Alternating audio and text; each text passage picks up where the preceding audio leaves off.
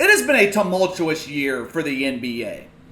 But in all my years watching NBA basketball, I cannot remember a more difficult rookie year than the one that Zion Williamson has went through this season.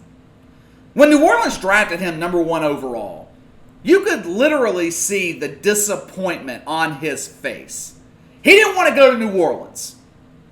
But once he got down there, once he met Alvin Gentry and David Griffin, Lonzo Ball, Brandon Ingram, all the guys, once he got over the initial disappointment, he actually realized that he liked New Orleans. He liked the city of New Orleans. And he overcame, although a minor hurdle, he overcame his first NBA hurdle. Then he suffers an injury before the season begins. His much anticipated debut is delayed 3 months. He debuts in January. The eyes of America are on Zion Williamson that January night. And he did not fold under the pressure. He was fantastic in his debut. His second NBA hurdle overcome, returning from the injury and looking great in his debut game. Now the Pelicans struggled a bit once Zion debuted.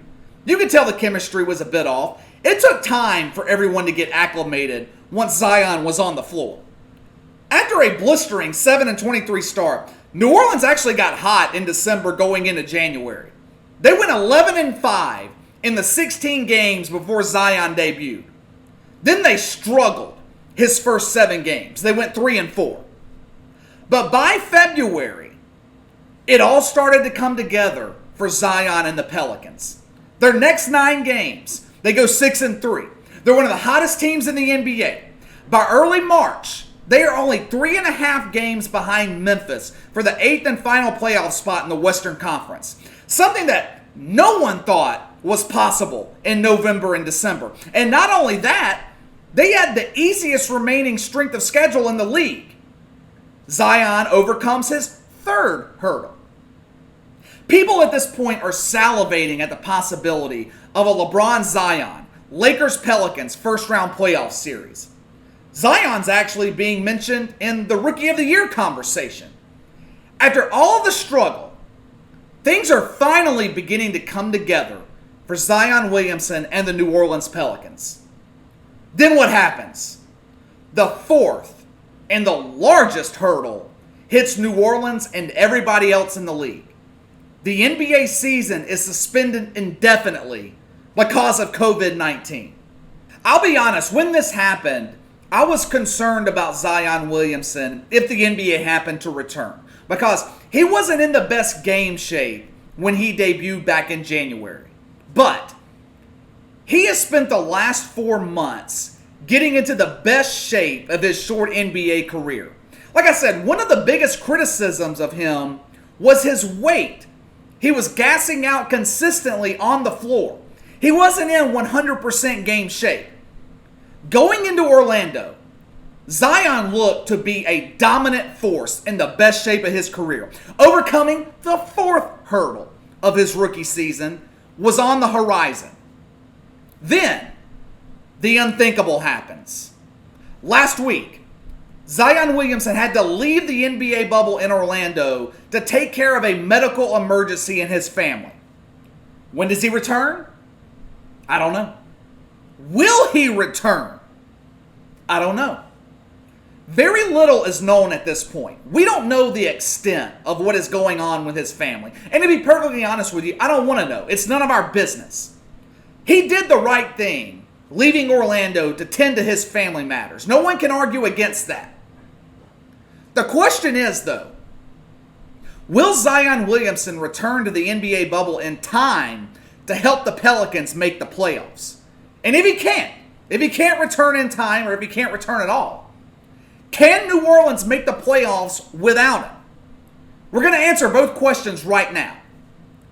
Even though the Pelicans had begun to play well before Zion debuted, they really weren't perceived as a legit threat in the Western Conference until Zion touched the floor. Before that, the Pelicans were 17-27 with a 13-game losing streak from late November to late December.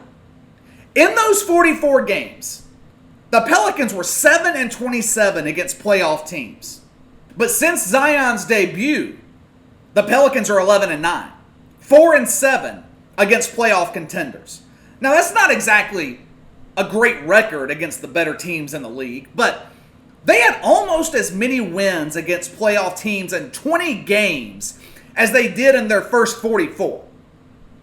Zion Williamson's impact on the Pelicans and on the NBA was undeniable. But right now, the Pelicans are looking at playing the first of their 8 regular season games without him. We don't know how many. There's been no timetable given for Zion's return. Very little information has been provided publicly as to what exactly is going on. There's not a doubt in my mind, though, that Zion is going to return. But the Pelicans' first game's a week away. We're running out of time. Let's assume for a second that he doesn't get back to Orlando until July 30th, the day of the Pelicans' first game against the Utah Jazz. Once he returns, he goes straight into quarantine. And the length of that quarantine is determined by several mitigating factors. It could be for as long as 2 weeks. Could be for as little as 4 days. In order to only be quarantined for 4 days, Zion would have to stay gone for fewer than 7 days and test negative for COVID each day that he's gone. Or he could have an extended absence, which looks to be the case right now. And if that is the case, he has an extended absence, he must undergo daily testing and test negative for at least 7 days before he returns to Orlando. If Zion returns on July 30th, he's going to miss the Pelicans' first 3 games, which happen to be the 3 games that you would think they'd need him the most. They open up, like I said, against Utah. Then they play the Clippers. Then they play Memphis on August 3rd. 3 games against 3 playoff contenders, with them being 3.5 games out of the 8th seed. Those are 3 important games for the Pelicans. But the thing is, I don't think they need Zion to make the playoffs. I know that might sound counterintuitive. It might even sound blasphemous, but just relax a second and listen to why I say that. The first 25-30 games of the Pelicans season was a disaster. No one can say otherwise, but it's a bit misleading when you look into it a little bit deeper. For one, you've got a young team in New Orleans that was learning how to play with each other. I mean, this roster was completely overhauled last offseason. So you have a bunch of young players learning their roles, learning who's doing what. Alvin Gentry, he was tinkering with the starting lineup the first half of the year. The Pelicans opened the season 7-23. And in that 30-game stretch, Alvin Gentry started 12 different starting lineups. There is no way you can win in the NBA doing that. Also, Derek Favors, one of the few veteran voices in that locker room, missed basically the first 2 months of the year. He was gone 16 of the first 26 games. However, once Derek Favors returned, once Alvin Gentry found a lineup and a rotation that worked for his system, the Pelicans saw vast improvement. They went 21-13, but more important than that, the nucleus of this team started to come together. Brandon Ingram developed into an all-star. Lonzo Ball found his rhythm. Once 2019 turned into 2020, this was a completely different Pelicans team. Without Zion Williamson in the lineup, Alvin Gentry is going to go back to a lineup that worked for him earlier this year. It actually turned the season around. Lonzo Ball, J.J. Redick, Drew Holiday, Brandon Ingram, and Derek Favors. Like I said, the same lineup that turned the season around in December. This lineup went 7-2 during a 9-game stretch. Beat teams like Portland, Denver, Indiana, Houston. And they had Brandon Ingram playing at the 4 in that starting lineup. Very few people realize this, but Brandon Ingram has experienced the most success this year. Actually, he's experienced the most success that he has seen his entire NBA career playing at the 4 spot. And the Pelicans are also winning when he's playing and starting at power forward. From December 18th to January 20th, Brandon Ingram started 12 of 16 games at power forward. In those 16 games, New Orleans went 11-5. So without Zion Williamson, the Pelicans have proven they can contend with playoff teams with a three-guard lineup with Ingram at the 4 and Derek Favors at the 5. Let's assume for a second, though, that New Orleans struggles those first 3 games without Zion. Let's say he misses the first 3 games of this 8-game regular season, and the Pelicans struggle without him. Maybe they go 1-2, or at worst, 0-3.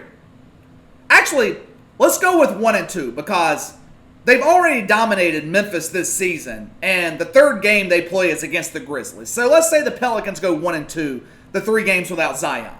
So the Pelicans are 1-2. Let's say they're 4.5 games behind the 8 seed for the final playoff spot. Zion Williamson returns with 5 games to go.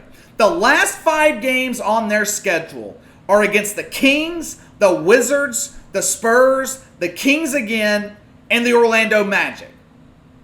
Not only would the Pelicans be favored in every one of those games, but the Wizards have nothing to play for. The Spurs will be one of the most unmotivated teams in the entire Orlando bubble. And the Magic are pretty much going into the 8-game regular season with the playoffs clinched in the Eastern Conference. So they'll likely have nothing to play for. Once Zion returns, New Orleans could sweep the final 5 games. Or they could split the 2 games with the Kings and go 4-1. As long as they are within 4 games of that 8th spot in the Western Conference, they will go into a play-in game at full strength with a shot at the playoffs.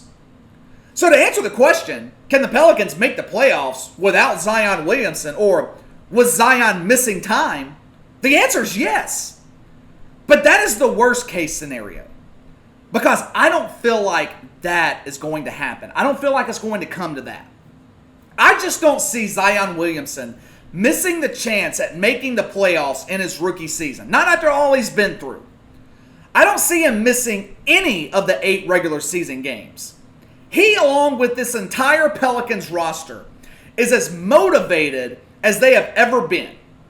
Zion has been working the last 4 months to get into the best shape of his career. Now, I know family comes first. We all know that. We all understand that. But I think we're going to see Zion return within that 4-day window that the NBA requires. And he will be on the court against Utah on July 30th. He still has 4-5 days to make that happen. Zion Williamson's not stupid. He knows that this entire 8-game regular season was set up for him and the Pelicans to make the playoffs. They realize that. He has spent the last 4 months, like I said a second ago, working to get to this point. Actually, he has spent the entire season overcoming obstacle after obstacle to get to this point. It has been a difficult rookie year for Zion Williamson. I just don't see, after everything that he has overcome, him missing out on this opportunity to make it into the playoffs and face off against LeBron James in the first round. All right, that's all for today. Make sure to hit that like and subscribe button for me. Don't forget, click the notification bell to receive all notifications from the channel. Leave me a comment in the section below. Do you guys think that Zion Williamson is going to make it back for the 8-game regular season? And if he doesn't, do you think that New Orleans can make the playoffs without him? Let me know your thoughts. You can follow me on Twitter at KC_BTL84. If you have any questions or a topic that you would like me to cover, you can email me at BTLKC84@gmail.com. I'll see you guys next time.